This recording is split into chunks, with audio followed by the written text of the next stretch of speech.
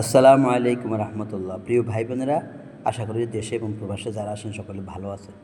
এখন আমি ভারতের জনগণকে বলবো যে আপনারা যেভাবে উগ্রতা দেখাচ্ছেন, আসলে কি আপনাদের ধর্মগ্রন্থে গীতাতে কি আছে চুরি করা জায়েজ? বোধহয় আমার মনে হয় আমাদের তো কোরআনে আল্লাহ তাআলা নিষেধ করে দিয়েছে চুরি করা যাবে না। এটা রাষ্ট্রের একটা সুতাও চুরি করা যাবে না, কারোর কোনো হক মারা যাবে না। অথচ আপনারা ভোট চুরি করে, এই যে পশ্চিমবঙ্গে যে বিধানসভা নির্বাচন হলো, 1 কোটি লোক ভোট দিতে পারে না, বা 1 কোটির একটু কম হতে পারে বা বেশি হতে পারে।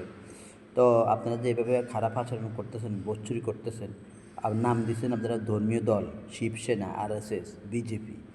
তা আপনাদের গীতার মধ্যে কি লেখা আছে চুরি করা? যাই হোক, ভালো হন, সংখ্যালঘুর উপর নির্যাতন করবেন না, ভালো হন।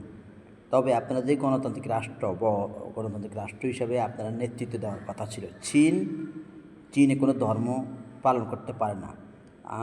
আজকে যদি আপনারা সংখ্যালঘুদের সাথে ভালো আচরণ করতেন, প্রতিবেশী দেশগুলোর সাথে যদি আপনারা ভালো আচরণ করতেন, প্রতিবেশী দেশের সাথে যদি সুসম্পর্ক বজায় রাখতেন, সম্মান দিতেন। হ্যাঁ, 71 সালে আমাদেরকে সহযোগিতা করেছেন, তবে হয়তো করেছেন আপনারা অসৎ উদ্দেশ্যে। এই যে গতকালকেও নাকি আজকে ব্রাহ্মণবাড়িয়াতে আমাদের এক বাঙালিকে গুলি করে আপনারা হত্যা করেছেন, তীব্র নিন্দা জানায়। তো আপনারা আলগা মাতবরি করতেছেন। আপনারা এই পরাশক্তি হতে চান। আমেরিকা যেন পরাশক্তি হয়েছে, ব্রিটিশ যেন পরাশক্তি হয়েছে, আপনারা পরাশক্তি হতে চান। বিশ্বের মধ্যে আপনারা কি পরাশক্তি হতে চান? তো আপনারা স্বপ্নই থেকে যাবে, পরাশক্তি আপনারা হতে পারবেন না। আমাদের নবীজি ভবিষ্যৎবাণী করেছে, আপনাদের জনগণ ভারত থাকবে, ভারতের জায়গা থাকবে, ওইখানে মুসলমানরাই ক্ষমতা নেবে ইনশাআল্লাহ, ইনশাআল্লাহ। তবে আপনাদের হিন্দু ভাইদের কী দশা হবে, তারা উগ্রতা দেখাচ্ছে।